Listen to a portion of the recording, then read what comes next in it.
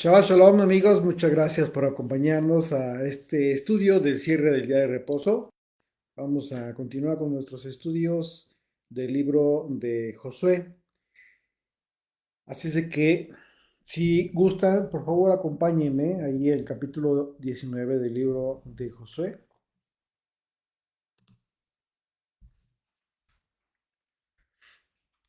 Josué capítulo 19, este estudio lo titulamos Una mayordomía responsable. Y es que Josué, vamos a ver cómo es que continúa con esta distribución y, y finalmente se queda con una porción de tierra que no fue la mejor quizás, pero él se manifestó satisfecho con esta porción de tierra que él finalmente decidió quedarse. Pero mientras vemos que él tuvo la decisión, el gran atino de cumplir el mandamiento más importante que tiene que ver con la mayordomía, una buena mayordomía, el servir a los demás. Y finalmente recordemos que el Señor le prometió a Josué que lo eh, haría de Josué una persona muy importante delante de todo Israel, así como lo hizo con Moisés. Y así fue. Y en ese sentido es que Josué fue aprendiendo poco a poco el, el principio del servicio, de esta gran importancia que él tenía delante del pueblo y que, como lo dijo Yeshua en su momento, a diferencia de los reyes de otras naciones que se enseñorean, en realidad, lo que hizo Josué fue servirles, servir a su pueblo, a las tribus, y lo hizo de esa manera hasta el final. En este capítulo vamos a continuar viendo esta distribución de territorios. Vamos a ver la distribución de los territorios de Simeón, Zabulón, Isaacar, Aser, Neftalí y Dan. Los hijos de Israel le dieron una heredad a Josué, finalmente, y la primera suerte le correspondió a la tribu de los hijos de Benjamín, como ya vimos en el capítulo anterior. Y en este capítulo 19 vemos la segunda suerte. Dice desde el versículo 1, la segunda suerte tocó a Simeón para la tribu de los hijos de Simeón conforme a sus familias, y su heredad fue en medio de la heredad de los hijos de Judá. Y tuvieron en su heredad a Beersheba, Seba, Molada, Hazar, Saúl, Sual, Bala, Esem, El Tolad, Betul, Jorma, Siclac, Bet Matchabot, Hazar Susa, Bet Leboat y Saruaén, 13 ciudades con sus aldeas, y Ain, Rimón, Eter y Asán, 4 ciudades con sus aldeas, y todas las aldeas que estaban alrededor de estas ciudades hasta Baalat Beer, que es Ramat del Negev. Esta es la heredad de la tribu de los hijos de Simeón, conforme a sus familias, de la suerte de los hijos de Judá, fue sacada la heredad de los hijos de Simeón, por cuanto la parte de los hijos de Judá era excesiva para ellos. Así que los hijos de Simeón tuvieron su heredad en medio de la tribu de Judá. Bueno, aquí se describe en esta última repartición de la tierra prometida entre las tribus que estaban pendientes todavía de poseer su heredad. Y vemos que hay una descripción parcial en cada caso, porque mientras en la descripción del territorio de Judá y Benjamín se mencionaron los límites, ciudades y aldeas, en los versículos siguientes se hace una alusión a las ciudades donde habitaban estas tribus, como la de Simeón, o se menciona solo ciudades y algunos límites, especialmente de las tribus que eran fronterizas. La herencia de Simeón estaba dentro del territorio que se había destinado para Judá. Y la razón fue precisamente porque a Judá le tocó una extensión muy grande. El reconocimiento inicial de la tierra por parte del pueblo de Israel fue muy rápido y a la par de los combates que tuvieron para tomar estas ciudades. Y en el caso de Judá, con el tiempo, pues ellos mismos se dieron cuenta que su territorio era demasiado grande y esto implicaba una problemática para su defensa también. Convertía, en un momento dado, esto se convertiría en algo complicado para defenderlo, hablando de las armas, por supuesto. Y proporcionalmente con otras tribus era muy grande su heredad. Y por esta razón vemos que como un acto de justicia que se demostró en la modificación del territorio para adjudicarle a Simeón su heredad, y esto al mismo tiempo constituyó el cumplimiento de la profecía, una profecía que nosotros vemos ahí en Génesis capítulo 49, que fue, que se dio como parte de la bendición de Jacob. Dice Génesis 49, verso 5, Simeón y Leví son hermanos, armas de iniquidad, sus armas, y dice verso 6, en su consejo no entra mi alma ni mi espíritu se junte en su compañía, porque en su furor mataron hombres y en su temeridad desjarretaron toros.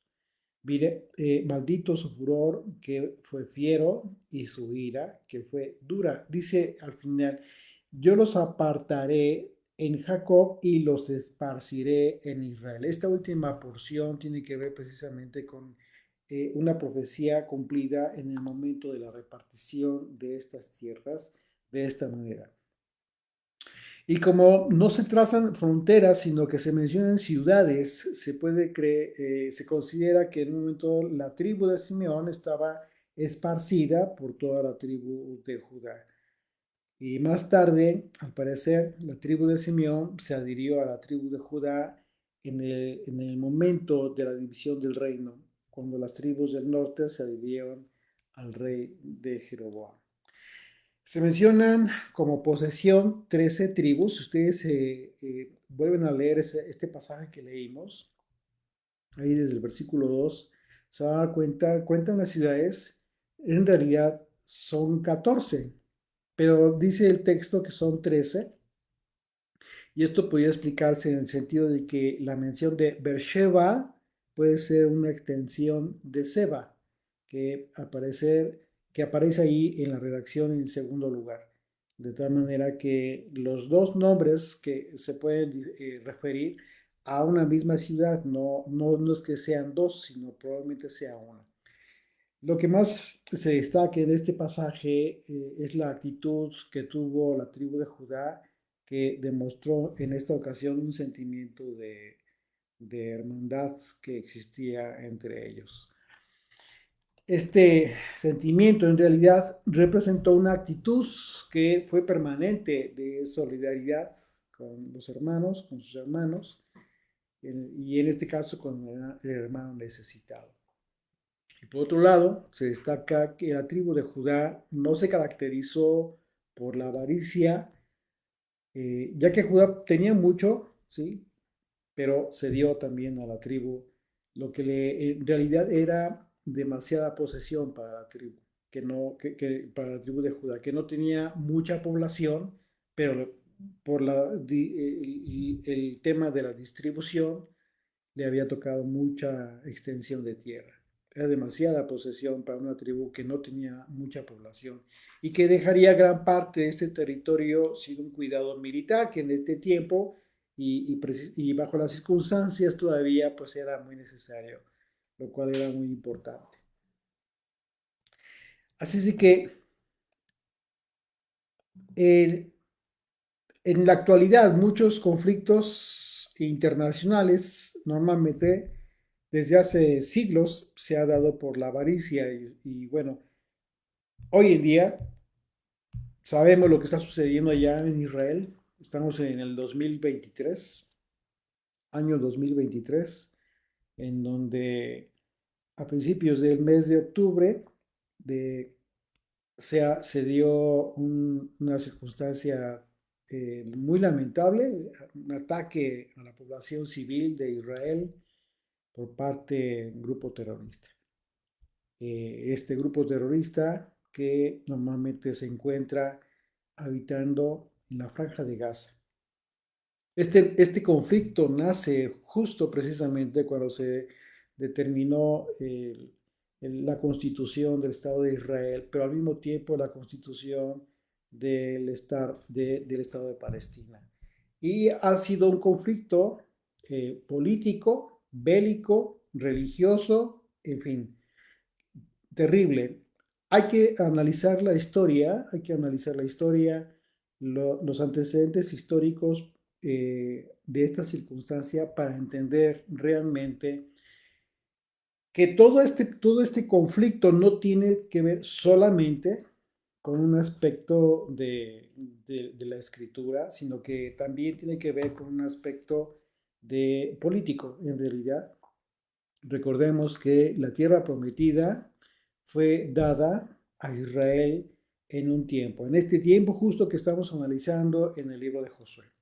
Pero hubo un tiempo que de acuerdo a los profetas que Dios envió a su pueblo, les anunció, les advirtió que les sería quitada esta tierra. Y esas profecías fueron cumplidas en su momento. De tal manera que eh, tenemos que tener mucho cuidado de no confundir el cumplimiento de las profecías, tiene que ver con un cumplimiento divino por parte del Eterno, con el aspecto político eh, de un Estado laico que en determinadas circunstancias toma porciones de la escritura para querer argumentar determinadas circunstancias. Es lamentable una situación y la otra, por supuesto, y lo más lamentable de todo este conflicto, pues es la pérdida de vidas humanas. Y finalmente, eso lo sabemos todos, yo creo que en esto coincidimos todos, la pérdida de vidas humanas siempre será muy lamentable, una tristeza impresionante ver cómo gente está sufriendo, que se queda sin su hogar, sin lo más elemental. eh, Así es de que, y todo por cuestiones de esta naturaleza que estamos analizando aquí, que hoy en día se da todo lo contrario. Es decir, vemos cómo es que en aquel entonces la tribu de Judá fue generosa, se vio sin un atisbo de avaricia, eh, sino generoso con las otras tribus, obviamente hablando de las propias tribus de Israel, no de otras naciones. Sin embargo, en estas circunstancias vemos cómo es que todo el contexto cambió a través de los siglos, de tal manera que muchas personas dan por hecho y se van con esa idea que se ha difundido de forma equivocada en el sentido de que el pueblo que actualmente habita la tierra de Israel, pues son los que tienen el mejor derecho para habitarla. Lo que muchas veces no se sabe es que el intento que ha tenido el pueblo judío hoy en día para prevalecer en esta tierra y para extenderse incluso, pues ha sido un intento en las fuerzas del hombre y no propiamente del Eterno.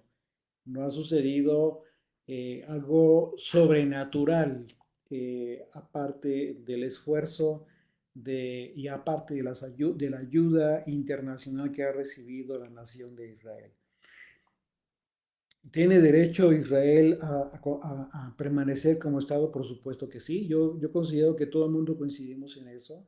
Igualmente consideramos que todo ser sobre la tierra tiene derecho a vivir en paz, sobre todo. Las circunstancias bajo las cuales están dado este conflicto bélico, este conflicto allá en Medio Oriente hoy en día. Es muy triste, es muy lamentable, pero una vez más les invito para que si quieren comentar, opinar, para ustedes mismos tener una convicción propia, que nos adentremos en la historia, en los antecedentes históricos reales. No, no, no, yo no les aconsejo a que vayan a fuentes de YouTube que normalmente tienen una predisposición, una tendencia para hacia un lado o hacia el otro. Porque normalmente si ven noticieros igual, van a ver normalmente una tendencia hacia un lado, hacia el otro, y normalmente la gente que opina o quienes dan la noticia, quienes dan a conocer determinadas circunstancias, pues no opinan, no dan a conocer los acontecimientos en su contexto histórico real. Muchas veces se comete el error por parte de medios de difusión para dar a conocer todas estas noticias, pero desde el punto de vista sensacionalista, porque eso es lo que vende en realidad. Y los medios, pues a eso se dedican, a vender. Quien más vende es quien más amarillismo venden, lamentablemente, ¿no? Yo lo que les aconsejaría es que busquen información en cualquier medio, pero información seria, histórica, que aporten a ustedes un conocimiento certero de la historia, no tendencioso.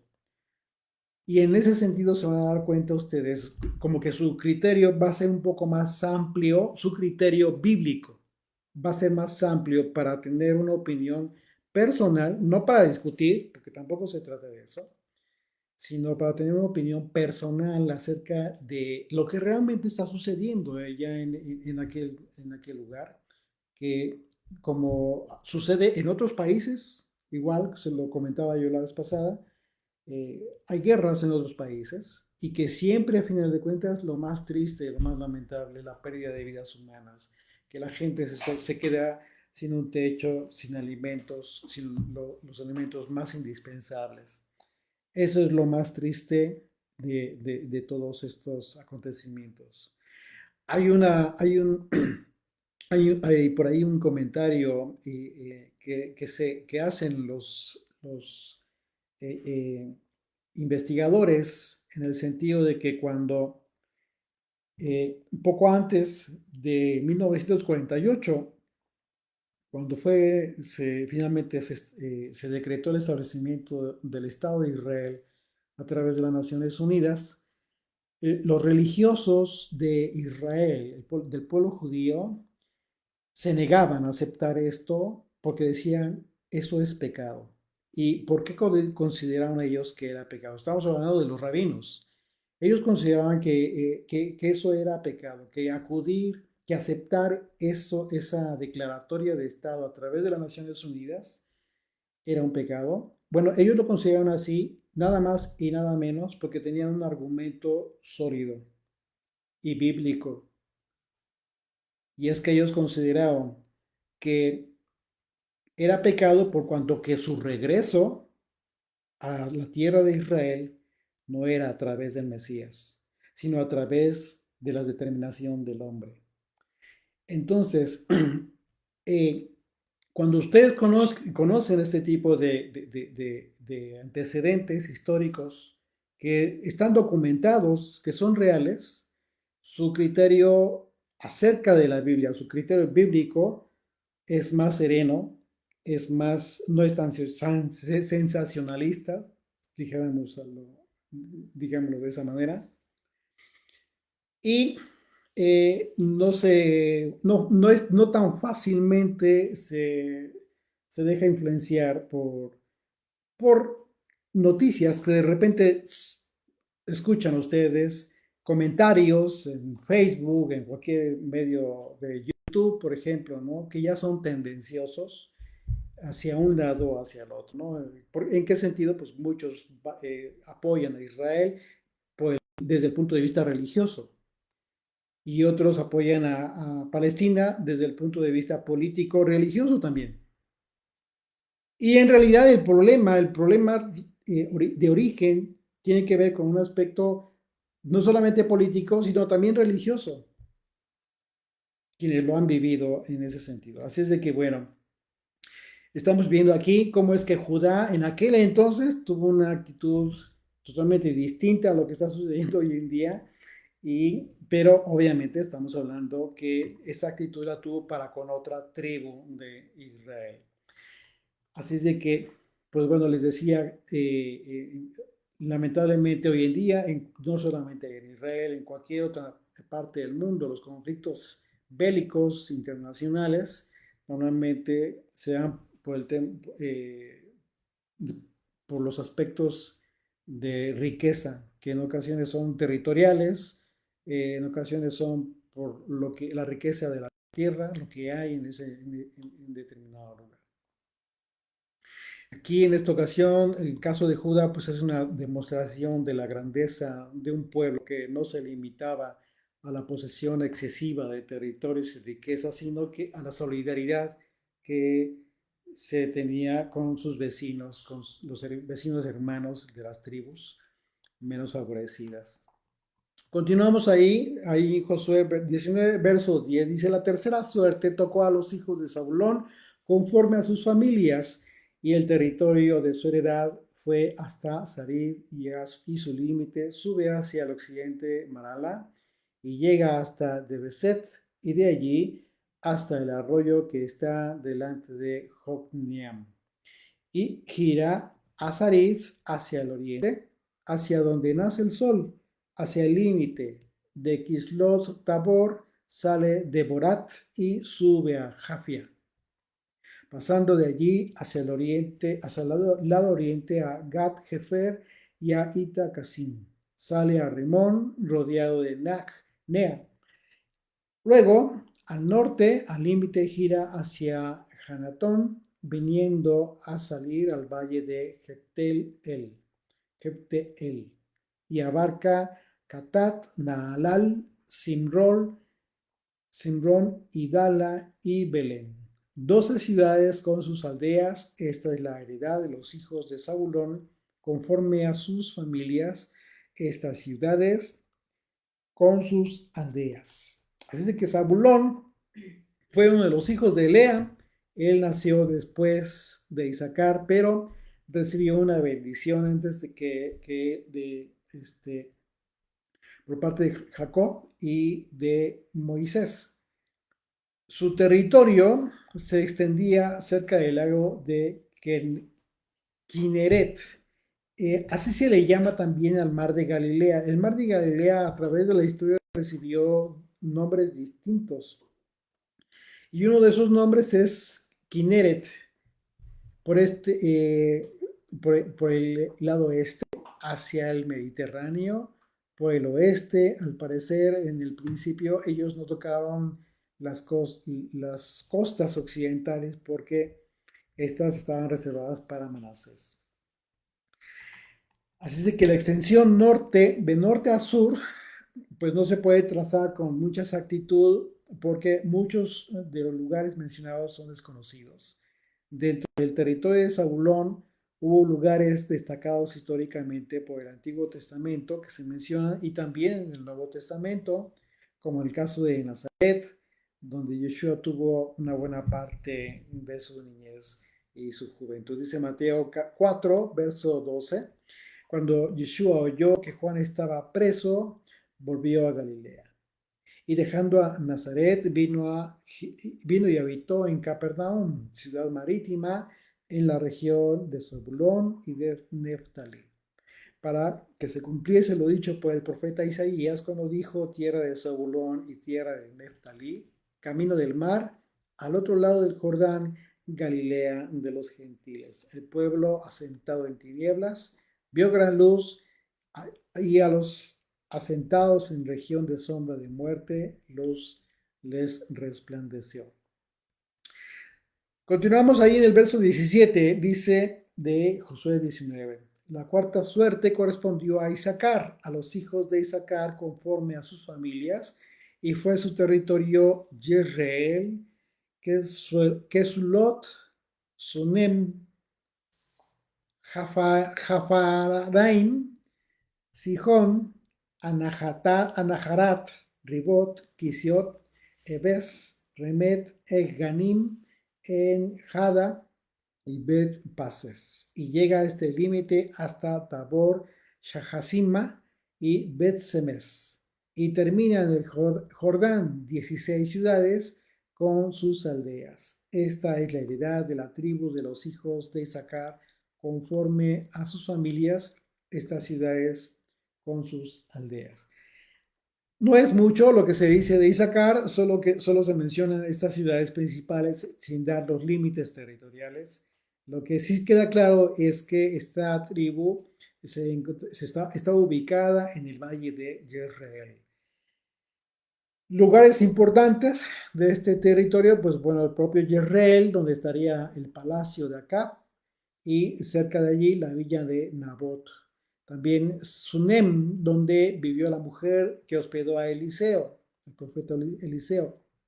Además, allí estaban ubicadas las montañas de Gilboa, donde cayeron Saúl y Jonatán, no lejos de Endor, donde Saúl consultó a la divina. Dice el verso 24, la quinta suerte correspondió a la tribu de los hijos de Aser conforme a sus familias, y su territorio abarcó Helcat, Jalí, Betén, Aksaf, Amelec, Amad y Miseal. Y llega hasta Carmelo al occidente y a Sihor Libnat. Después da vuelta hacia el oriente a Bet Dagón. Llega a Zabulón, al valle de Jefté, al norte de Bet Emek y Neil, y sale a Kabul al norte y abarca a Hebrón, Rehob, Jamón y Caná, hasta la gran Sidón. De allí este límite tuerce hacia Ramá y hasta la ciudad fortificada de Tiro y gira hacia Josa y sale al mar desde el territorio de Axib. Abarca también Uma, Afec y Rehob, 22 ciudades con sus aldeas. Esta es la heredad de la tribu de los hijos de Aser, conforme a sus familias, estas ciudades con sus aldeas. El límite occidental se traza de norte a sur por las ciudades mencionadas en el texto y el sitio de las cuales es desconocido hasta el Carmelo, y como dice ahí, Sihor Lignat se refiere a un río turbio y barroso, probablemente uno llamado Nag Belka. Más abajo de Dor, ciudad que pertenecía a Ser.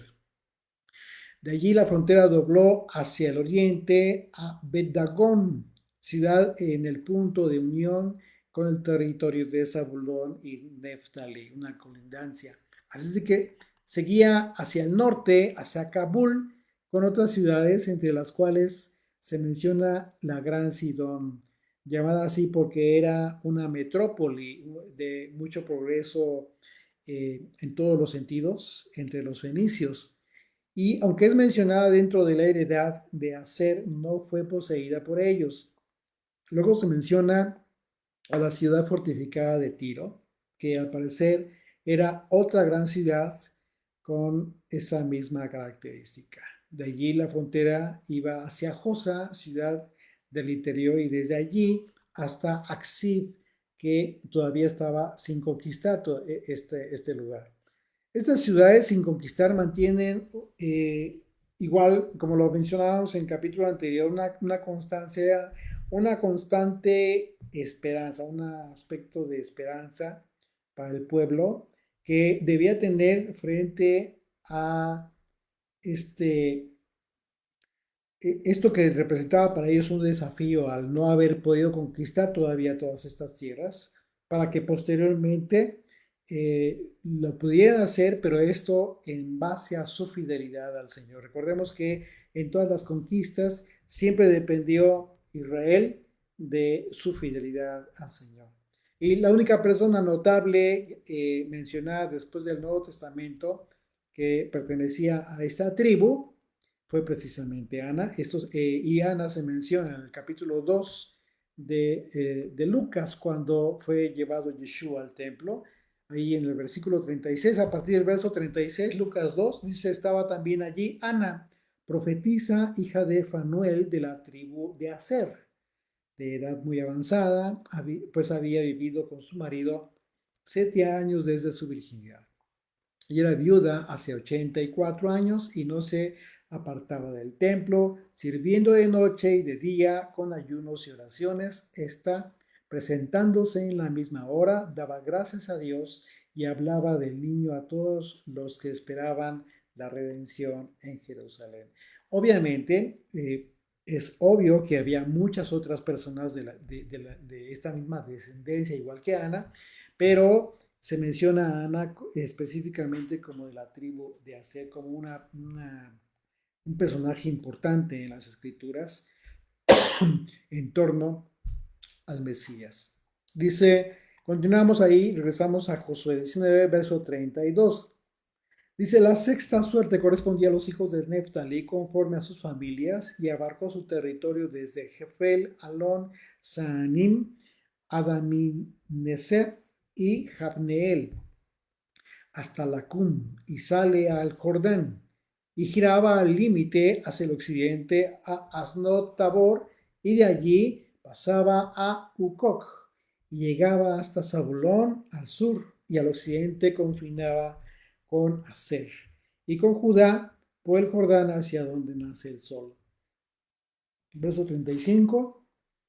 Y las ciudades fortificadas son Sidim, Ser, Hamat, Rekat, Sineret, Adama, Ramá, Hazor, Seder, Edrei, En Hazor, Irón, Migdal, El, Jorem, Bet Anat y Bet Semes. 19 ciudades con sus aldeas.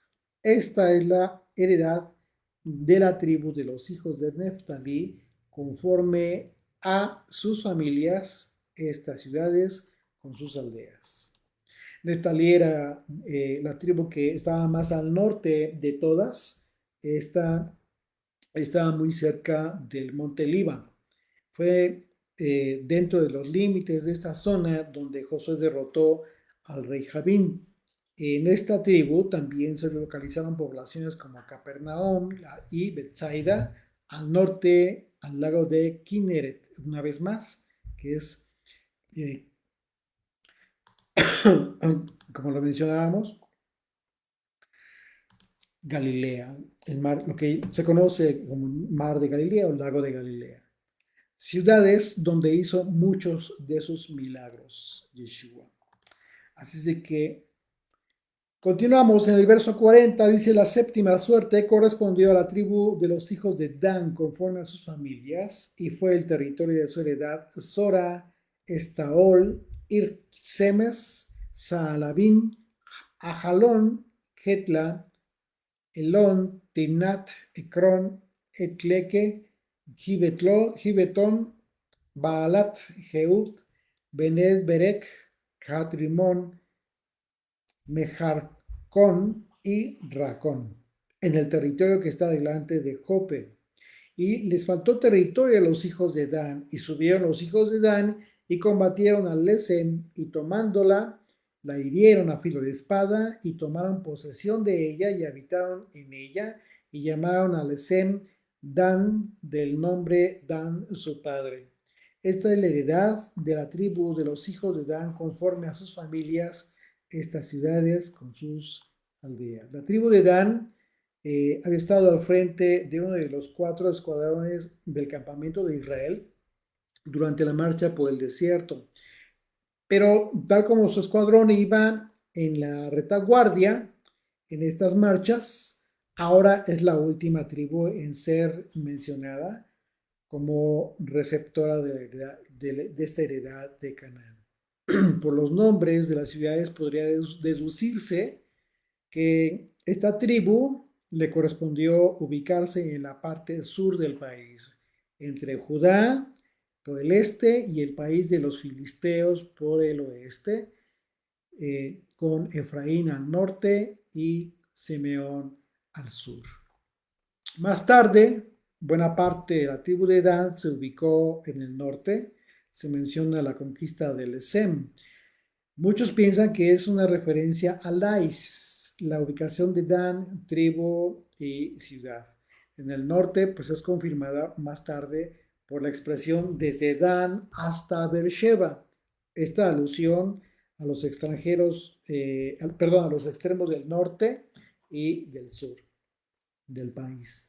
Esta tribu se caracterizó por su valentía y disposición para la guerra.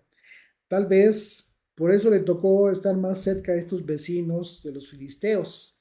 De esta tribu saldría Sansón, por ejemplo, ¿sí? Famoso líder y en el combate.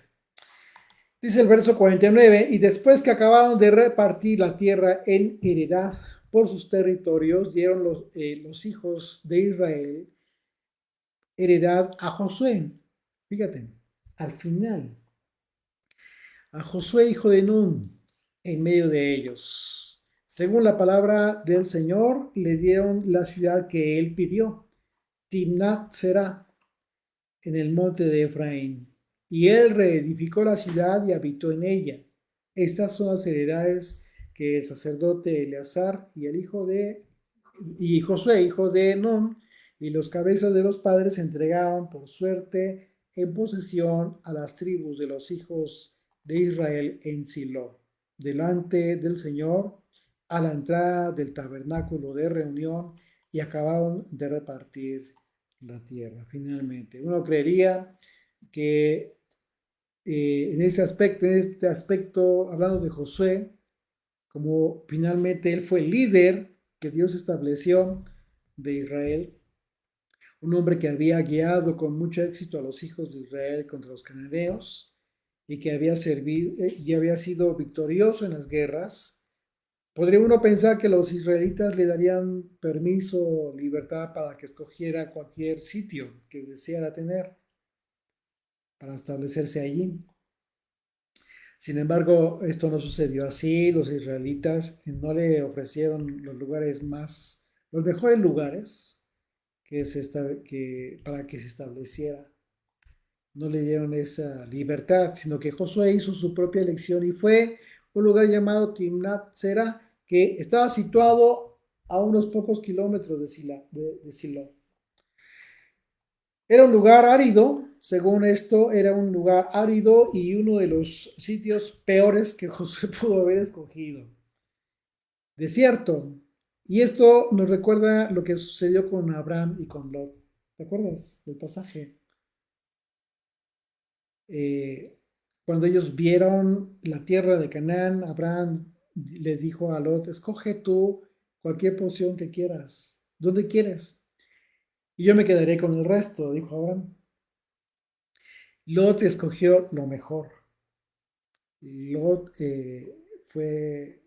finalmente escogió lo mejor y le dejó lo peor a su tío, a Abraham. Este acontecimiento mostró el carácter de estos hombres, tanto en el caso de Josué como en el caso de Abraham, el carácter de ellos. Josué escogió la tierra que era semejante al desierto y esto ciertamente revela su carácter. También revela algo acerca de los israelitas en general, del pueblo en general. Y es que estaban muy dispuestos a dejar que Josué tuviera un pequeño y árido lugar como heredad. O sea, finalmente, esto lo podemos ver muy seguido a nuestro alrededor, mismo en ocasiones cuando las personas demuestran afecto, eh, quizás manifiestan determinado afecto, pero al momento de los hechos, eh, y quizás nos demuestran respeto, admiración, no sé, etcétera, cierta consideración, pero cuando llega el momento decisivo, cada uno busca lo suyo propio. Cuando llega el momento de la verdad, muchas veces esas manifestaciones quedan en el olvido, quedaron en el aire, realmente no fueron ciertas.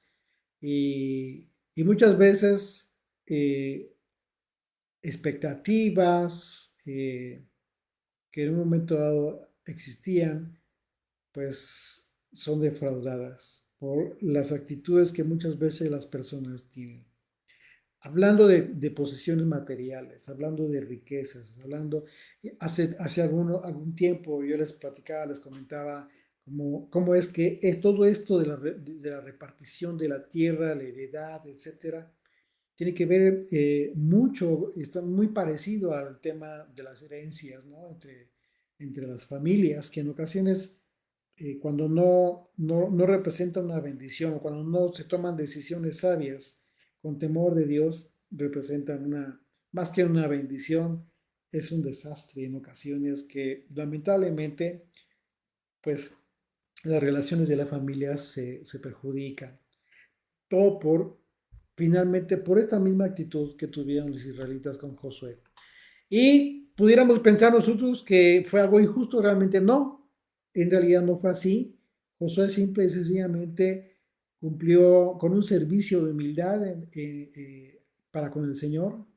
Por encima estaba, por encima de sus preferencias estuvo siempre el interés colectivo, ¿sí? Y Josué dio un ejemplo de fidelidad a Dios y confianza en sus promesas. A él no le importó tomar la tierra que no tuviera mucha riqueza. Él sabía que por la fidelidad del Señor haría prosperar esa tierra. Así es de que, en cierto sentido, podríamos pensar que Josué quiso comenzar de nuevo en este territorio que le fue asignado, y lo que implicaba trabajo, disciplina, esfuerzo, algo que él mismo había reclamado de otros líderes en su momento, de otras tribus. Josué fue siempre un buen, fiel mayordomo al servicio de Dios. Yeshua nos enseña este importante principio acerca del que aspira a ser grande. Dice Mateo 20, 24 y 28, cuando los 10 oyeron, hablando de los discípulos, oyeron, se enojaron contra los dos hermanos, esos hermanos que estaban pidiendo un lugar preferente en el reino del Señor. Entonces Yeshua, llamándolos, dijo, sabéis que los gobernantes de las naciones se enseñorean de ellas, y los que son grandes ejercen sobre ellas potestad. Mas entre vosotros no será así, sino que el que quiera hacerse grande entre vosotros será vuestro servidor. Y el que quiera ser grande primero entre vosotros será vuestro siervo. Como el Hijo del Hombre vino no vino para ser servido, sino para servir y para dar su vida en rescate por muchos. Señor bendito, gracias por esta enseñanza que nos das en el día de hoy. Gracias por eh, confirmar uno de los principios más hermosos, más bellos, más nobles que tienen que ver con el servicio, con el servir a nuestro prójimo, con poner como prioridad el beneficio de los demás antes que el propio nuestro, Señor. Gracias porque este es un principio muy importante, la humildad, no tener avaricia en el corazón, ser generosos, sobre todo con nuestras posesiones, Señor. ¿Por qué? Porque tú eres el dueño de todo y lo reconocemos así. Lo que tenemos, tuyo es porque tú nos lo has dado. Así es de que permítenos, Señor, ser buenos mayordomos, permítenos ser buenos administradores. Y quita de nuestro corazón la avaricia, el egoísmo, el pretender servirnos a nosotros mismos, complacernos todo el tiempo a nosotros mismos. Permite que entendamos que lo que tú nos has permitido tener es precisamente para administrar, para servir, para ser generosos con los demás. Gracias, Señor, en el nombre de Yeshua. Amén.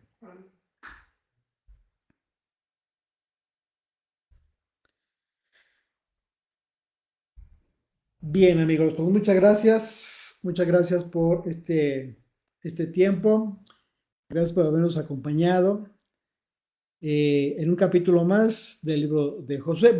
Ya estamos a punto de concluir, así es de que, pues bueno, ha sido un tiempo maravilloso, hermoso, compartido con todos ustedes.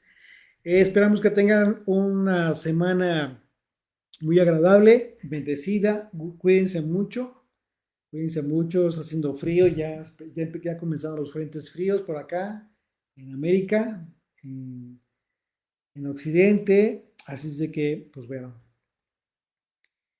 que el Señor les bendiga, cuídense mucho y les esperamos, si el Señor lo permite, para el próximo día de reposo.